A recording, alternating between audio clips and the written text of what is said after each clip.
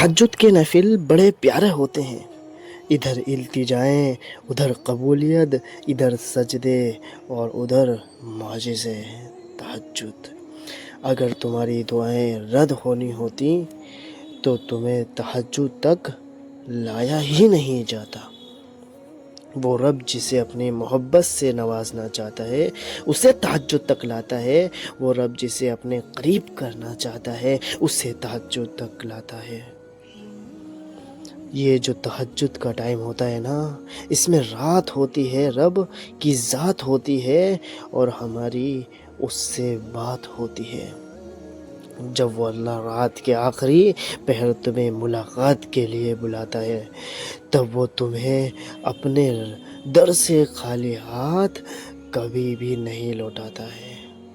اللہ آپ کا انتظار کر رہا ہے، یقین جانیے یہ درد کا ڈھیر انگنت آرزو، یہ تمہارے علم اور تمہاری ہر دعا کا جو اب رات کے 1/3 حصے میں ملے گا۔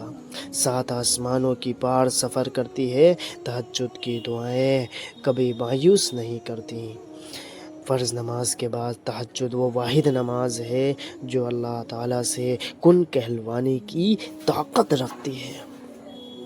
آپ کی زندگی میں پڑھی گئی ایک تہجد کی نماز پوری زندگی بدلنے کی طاقت رکھتی ہے، یہ ہے تہجد کی نماز۔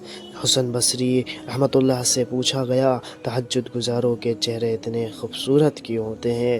تو فرمایا انہوں نے اپنی خلوتیں رحمان کے نام کر دیں تو اس نے انہیں اپنے نور سے منور کر دیا۔ تو دوستو، بھائیوں، بزرگوں اور میری نوجوان بہنوں، ماؤں، آپ تہجد کی نماز کا خیال رکھیں اور فرض نماز کی ادائیگی بھی ضرور